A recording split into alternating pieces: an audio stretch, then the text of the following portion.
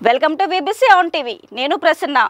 గాజువాకలో పాలన మారాలి అంటే కేఏ పాల్ రావాలి అని, కేఏ పాల్ వస్తేనే గాజువాక నియోజకవర్గ అభివృద్ధి ప్రజలు చూడగలరు అని ప్రజాశాంతి పార్టీ అధ్యక్షులు కేఏ పాల్ అన్నారు.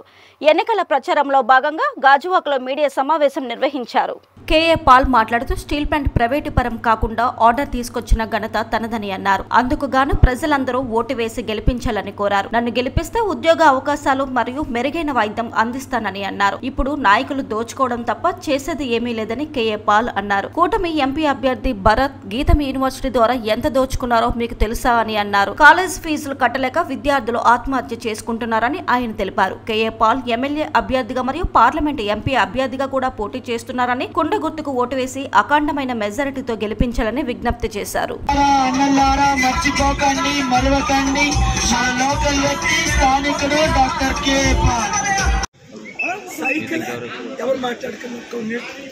చూసారా, సైకిల్ యాక్సిడెంట్ అయ్యి లక్షల మంది చనిపోయారు.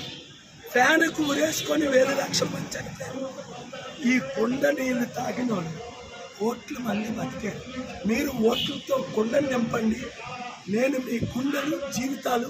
పట్నం వాటర్స్, గాజువాక వాటర్స్ ఒక నిర్ణయానికి వచ్చేసారు. పాలు రావాలి, పాలన మారాలి. ఈ రాయలసీమ నుంచి వచ్చి మన ప్రాంతాన్ని దోచుకొని బీజేపీకి బి బాబు జే జగన్ పవన్ బానిసలైన వీళ్ళని, వాళ్ళ అభ్యర్థుల్ని Telugudesam BJP Bharat, Botsa Jhansi YCP, Gajuwaka MLA Amarnath, even దీక్ష చేసిన పల్లా శ్రీనివాస్ ఓట్లు పడడం లేదు, బహు తక్కువ పడుతుంది. కారణం ఏంటంటే మెయిన్ రీజన్ స్టీల్ ప్లాంట్ని తెలుగుదేశం వాళ్ళు, కాంగ్రెస్ వాళ్ళు, బీజేపీ వాళ్ళు, వైసీపీ వాళ్ళు 15,000 ఎకరాలు అమ్మారు. స్టీల్ ప్లాంట్ని అమ్మకుండా ఏప్రిల్ 25ని నేను తీసుకొచ్చి ఆర్డర్ తెచ్చాను. వాళ్ళకు వార్నింగ్ ఇచ్చారు, పేపర్లు చించేసి నన్ను కానీ గెలిపించకపోతే జూన్ 19ని స్టీల్ ప్లాంట్ ఉండదు. అమ్మేశారు, అయిపోయింది. నేను ఆపాను. నేను తప్ప ఎవడైనా ఆపాడా? డ్రామాలొద్దు.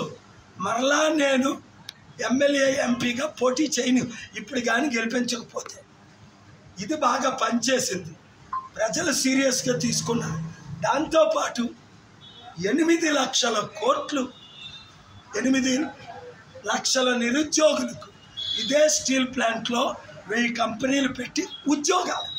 ఒక్క నిరుద్యోగి సంవత్సరంలో ఉండడు, 100 రోజుల్లో ఆరంభమైపోతుంది. విశాఖ అంతాన 2 ప్రతి నియోజకవర్గంలో మంచి హాస్పిటల్, ఉచిత వైద్యం. ఇవాళ పేపర్ చదివాను, 2000, 3000 ఇస్తున్నారు. 77 సంవత్సరాలు మన రక్తం పీల్చుకొని తిన్నారు ఈ 2 కులాలలో.